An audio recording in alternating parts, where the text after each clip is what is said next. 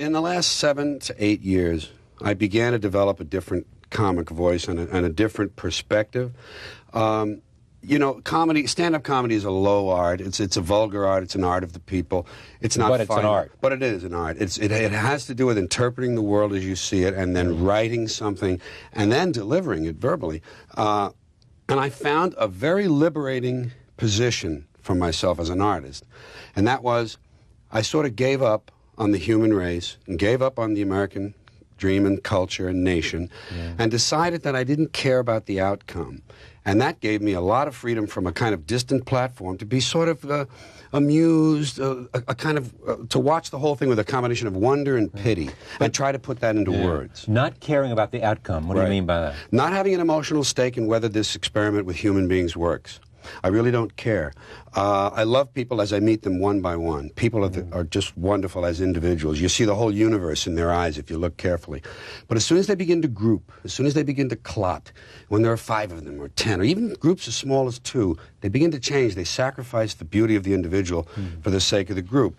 I decided it was all under the control of groups now, whether it's business, religion, political people, or what, and I would distance myself from wishing for a good outcome. Let it do what it's going to do, and I'll enjoy it as an entertainment. And I'll reflect on what it is on its own. And I'll enjoy it for the entertainment. Stopping it there. I completely agree with George Carlin on this. I think a lot of us, unfortunately, especially in the last 4 to 6 years, a lot of people have become like black-pilled or disillusioned of just the human race all together, and kind of like, and I don't think black pilling is a good thing, by the way. I think that hurts you more than it hurts anyone else around you. I think it makes you suffer more, and the people you love that's closely connected to you suffer. But unfortunately, a lot of people just don't have hope anymore. And for me, like, I'm not black-pilled at all, but I am kind of in the boat of George Carlin. It's like, you know what? What is, it is, and what's going to be, will be. And I see, you know, the world for what it is. Yes, it's horrible, toxic, full of corruption, oppression, you know, there's tons of victims and like a lot of tragedy, just tons of tragedy on top of tragedy on top of tragedy. But life is also can be good and beautiful and amazing and like just awesome. And I decided to, I recognize the tragedy and I speak about it when I can and I do what I can, but I'm going to enjoy my life, you know, as it is. I'm going to take as much joy out of it as I can and beauty out of it as I can and lessons out of it as I can. And I'm not going to be overly concerned about the destruction of the human race because it's going to happen. I did like a huge, like, I know my conservatives gonna roll their eyes, but I did like a huge acid trip once. Like, it was one of the biggest trips I've ever had in my life, and I definitely believe I had like an ego death and all those things. And I remember crying hysterically. One of my friends came to check on me, and I said, there is a reason why the human race is so disconnected, because if we were as connected as we should be to all living things on this planet, we wouldn't be able to be as destructive as we are. There wouldn't be war, there wouldn't be murder, there wouldn't be all this pain. Like the simple things of cutting off your neighbor in traffic or flipping someone off. You wouldn't do those things because you would be so connected that when you hurt someone else, it would hurt you. And for some reason, I feel like we are purposely disconnected for a time because destruction has to happen on this planet. There needs to be war. There needs to be death. There needs to be all of these things. For whatever reason, I don't know. And I just came to a piece of like, it is what it is. It will be what it is to be. And as an individual, yes, you should try to be a better person and improve and all those things. But trying to save the planet as a whole is really not your position or your job. You know what I mean? Again, you can be a good person and have good advice and, you know, spread it out as much as you can. But the world is on a path, and the outcome is going to be what the outcome is going to be. And there's really nothing you can do about it.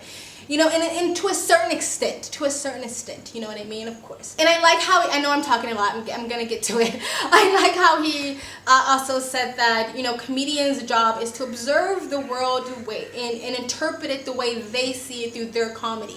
And so it's their perspective, it's their interpretation. So if you don't agree with it, that's fine, because it's their interpretation, and they should have a right to, you know, give that interpretation to their audience who wants to hear it. But anyway, let's continue.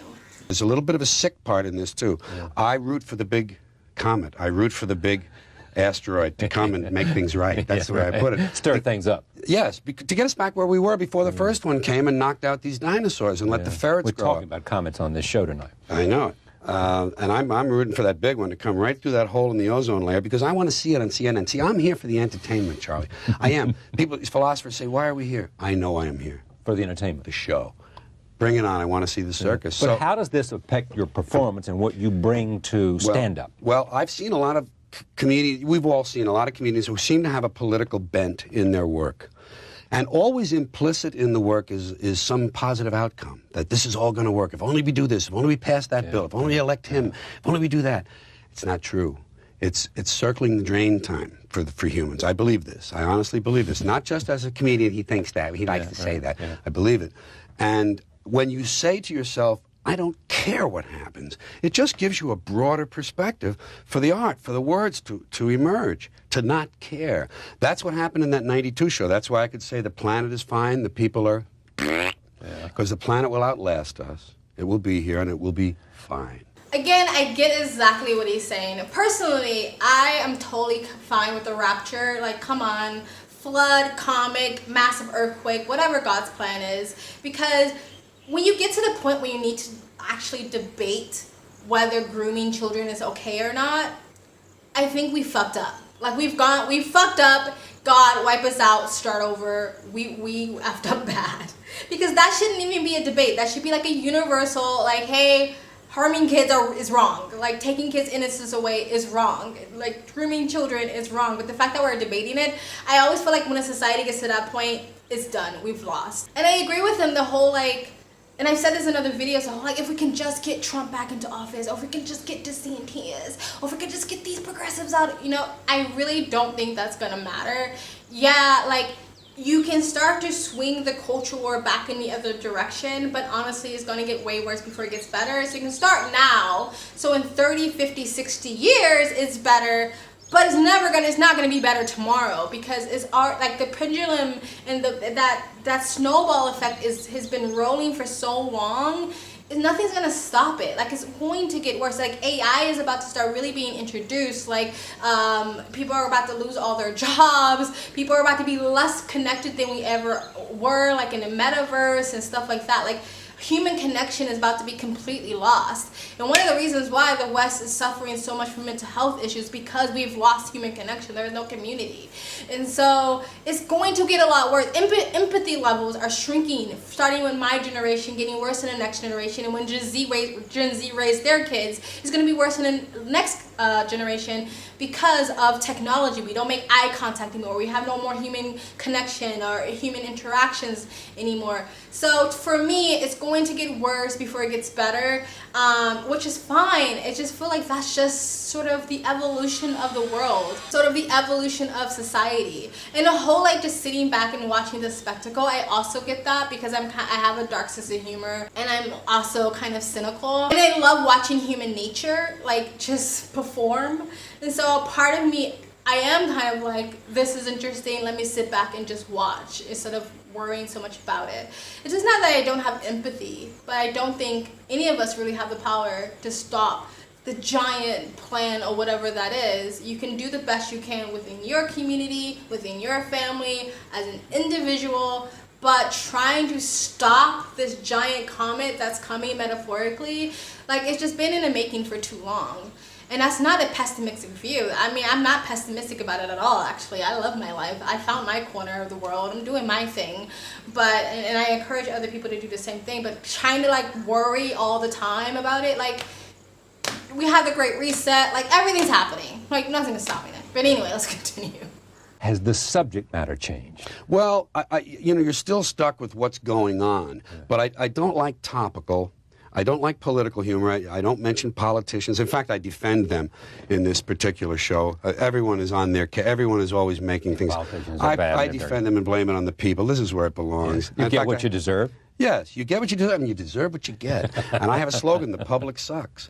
And it works nicely, and people accept it. Not very enthusiastically, but they understand that it says we the people in that preamble. It doesn't say them the thises and those the thatses. It says, hey. We got on this boat. And people who hate government are involved in a form of suicide because government is self-government. And if you hate the government, you hate yourself. Yeah. And it's the same with the war against nature that mankind goes through. So I just said to myself, it's not going to get better, not in my lifetime. Let me enjoy this and get a little perverse about my commentary on it. I open what with does perverse mean, though? well, to look for where the people think the line is. The people have values, that these things, these amorphous things they call values, that they bring to the seat in the theater when they sit down.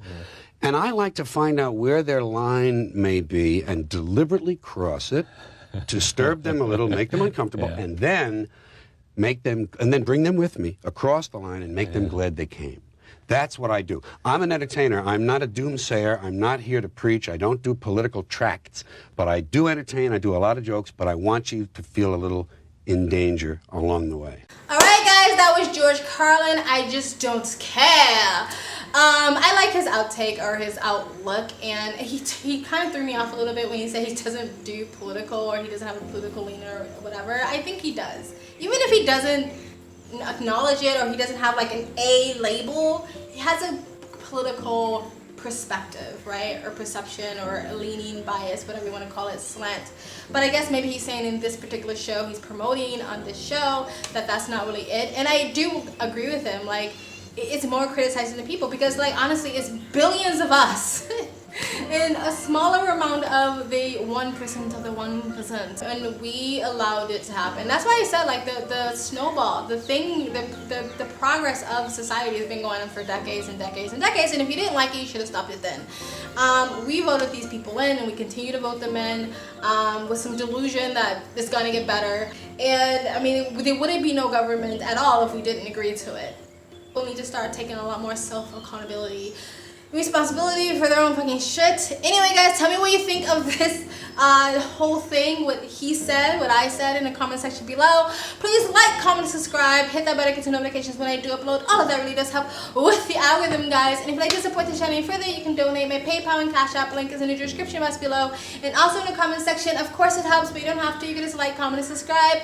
Another great way to support this channel is either join my branding membership program, different levels, different tiers, different perks, or you can visit my branding merch shop. Links down below, and links to all of the alternative platforms I'm on, my socials, including my Twitter. Other ways to support me and other ways to contact me for business is always in the links down below. And if you like, you can super things. I also have a second travel vlog channel. I travel as a lifestyle or live abroad. If you'd like to know where I am in the world, you can go to the description box below and also in the comment section. Hit the link, go subscribe to my travel vlog channel, and or follow me on my travel Instagram. My stories is usually what's most up to date. And I also have my other channel, Speak Freely, links down below. And you guys have an amazing day.